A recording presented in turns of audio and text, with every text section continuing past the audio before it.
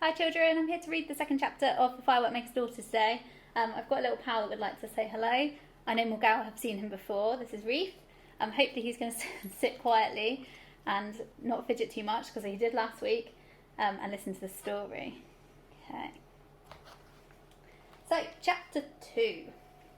Next morning, while Lao Chand was at the paper merchant's buying some cardboard tubes, Leela went to the elephant house to see Chulak. When she heard what Lal Chand had told him, she was furious. Mount Merapi, Razvani, the royal sulphur, and he wasn't going to tell me. I'll never forgive him. That's a bit drastic, said Chulak. He was busy making the elephant ready for his new job. He's only thinking for you. It's dangerous after all. You wouldn't catch me going up there. Huh? She said. It's all right to let me make golden sneezes and Java lights, I suppose, little baby things, but not to let me become a real firework-maker. He wants me to stay a child forever. Well, I'm not going to, Chulak. I've had enough. I'm going to Mount Merapi, and I'm going to bring back the royal sulphur, and I'll set up as a firework maker on my own and put my father out of business. A bit dark there. You see if I don't. No, wait. You ought to talk to him. But Leela wouldn't listen. She ran straight home, packed a little food to eat and a blanket and a few bronze coins, and left a note on the workshop bench. There's a picture there of the workshop. The note said, Dear Father, I have completed my apprenticeship. Thank you for all you have taught me. I am going to seek the royal sulphur from Razvani, the fire fiend, and I shall probably not see you again. Your ex-daughter, Leela. Then she thought she should take something to show Razvani her skill, and packed a few self-igniting crackle dragons. One of the last things she had invented was a new way of setting them off. You just had to pull a string instead of setting a light to them, because the string was soaked with a solution of fire crystals. She put 3 of them in her bag, took one last look around the workshop, and slipped away. When Lal Chand came back and found her note, he read it with horror. Oh, Leela, you don't know what you're doing, he cried, and ran out into the alley. Have you seen Leela? He asked the fried prawn seller. She went off in that direction about half an hour ago. She had a bundle on her back, added the batik painter. Looked as if she was going on a journey. Lal Chand hurried after her at once, but he was an old man with a weak heart, and he couldn't run fast, and the streets were crowded. Rickshaw drivers jostled with bullock carts, a caravan of silk traders was pushing its way through the market, and in the Grand Boulevard a procession was going past. The crowd was so thick that Lal Chand couldn't move any further. The reason for all the excitement was that the white elephant was being led to his new owner. Chulak was leading Hamlet at the head of the procession, and with them came musicians playing bamboo flutes and banging teak drums, and dancers swaying and snapping their fingernails, and a troop of servants with tape measures, ready to measure Hamlet's new home for the silk curtains and velvet carpets the owner would have to buy. Flags flapped and banners waved in the sunlight, and the white elephant shone like a snowy mountain. Lal Chand forced his way through the crowd to Chulak's side. Did you tell Leela about Razvani and the royal sulphur? He panted. Of course, said Chulak. You should have told her yourself. Why? Because she's gone, you wretch. She's gone off by herself to Mount Merapi. She doesn't know the rest of the secret. Is there more then? Of course there is, said Lal Chand, struggling to keep up. No one can go into the Fire Fiend's grotto without protection. She needs a flask of magic water from the goddess of the Emerald Lake. Otherwise, she'll perish in the flames. Oh, Chulak, what have you done? Chulak gulped. They were nearly at the house of the white elephant's new owner, and they had to slow down to allow all the dancers and musicians and flag bearers to get through the gate first and form 2 lines for the white elephant to walk between. Then Hamlet whispered, just loud enough for Chulak to hear. "I'll find her." "Help me get away tonight, Chulak, and we'll go and take Leela the magic water." "Good idea," whispered Chulak, beaming. "Just what I was going to suggest." He turned to Lalchan and said, "Listen, I've got a proposition. Me and Hamlet will find her. We'll get out tonight. Emerald Lake, Goddess, magic water, Mount Merapi. Nothing to it." Then Chulak turned to the servants. "Mind out the way," he called. "We've got to get him round the corner.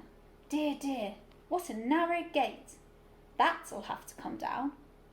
And what's this? Gravel? You want the white elephant to walk on gravel? Fetch a carpet at once. A red one, go on. Hurry." He clapped his hands and the servants bowed and scampered away. In the background, the new owner was tearing his hair. Chulak whispered to Lalchan once more, "Don't worry, we'll get away tonight. All we need is tarpaulin." "Tarpaulin? Whatever for?" "No time to explain now. Just bring one to the gate tonight." And Lalchand had to make do with that. He went back to the workshop feeling heavy-hearted. All this while, Leela had been making her way through the jungle towards the sacred volcano. Mount Merapi lay far to the north, and she had never seen it until, late that afternoon, she came to a bend in the jungle path and found herself beside the river. The size of the great mountain made her gasp. It was far away, on the very edge of the world, but even so, it reached halfway up the sky, with the bare sides rising in a perfect cone to the glowing crater at the top. From time to time, the fire spirits who lived there rumbled angrily underground and threw boiling rocks high into the air. A plume of eternal smoke drifted from the summit to join the clouds. How can I ever get there? She wondered, and felt her heart quail. But she had chosen to make the journey, and she could hardly turn back when she'd barely begun. She shifted her bundle from one shoulder to the other and walked on. The jungle was a noisy place. Monkeys jibbered in the trees, and parrots screeched, and crocodiles snapped their jaws in the river. Every so often, Leela had to step carefully over a snake sleeping in the sun, and once she heard the roar of a mighty tiger. There was no one to be seen, except some fishermen laboriously rowing their boat across from the other side of the river. She stopped and watched as they brought their boat in towards the bank where she was standing. They weren't making very good progress. There were 6 or 7 of them, and all their oars were getting in one another's way. There's a picture there. As she watched, one of the fishermen missed the water completely with his oar, which swung around and clumped another fisherman on the head. That fisherman turned around and punched the first one, who fell off his seat with a squeal and dropped the oar in the water. One of the others tried to grab it, but instead he fell out of the boat, which rocked so violently that the others all cried out in alarm and grabbed the sides. The man who'd fallen out was splashing and spluttering as he tried to climb back into the boat, and all the crocodiles basking in the shallows looked up, interested. Leela caught her breath in alarm, but the fisherman was so helpless that she could hardly stop herself laughing, because when the man in the water leaned over, all the men in the boat leaned over that side to help him, and the boat tipped over so far that they nearly fell in too. They suddenly realised what was happening and let go, and then the boat tipped back to the other way, and they all fell on their backs, and the crocodiles slid off the sandbank and began to swim towards them. Picture that. "Oh, pull him in, you stupid creatures," Leela cried. Over the end, not over the side." One of the fishermen heard her and hauled the man over the stern to lie in the bottom, flopping and gasping like a fish. Meanwhile, the boat had drifted into the side, and Leela put out a hand to stop it bumping. As soon as they saw her, the fishermen nudged each other. "Look," said one. "Go on," muttered one of them. "You ask her." "No, it was your idea." "You do it." "It wasn't me, it was Chang." "Well, he can't say anything, he's still full of water." Finally, one of them snorted with impatience and stood up. making the boat rock alarmingly. He was the stoutest man in the boat, and by far the most impressive, for he wore an ostrich plume nodding his turban, an enormous black moustache, and a tartan sarong. "Miss," he said, "would I be correct in supposing that you were hoping to cross the river?" "Well, as a matter of fact, I was," said Leela. He tapped his fingertips together with pleasure. "And would I also be correct in supposing that you had a little money?" "A little, yes," said Leela. "Could you take me across? I'll pay you." "Look no further," he said proudly. "Rambashi's river taxi is at your service. I am Rambashi. Welcome aboard." Leela wasn't sure why a river taxi should have the name The Bloody Murderer painted on the bow, nor why Rambashi should be wearing no less than 3 daggers in his belt, one straight, one curved, and one wavy.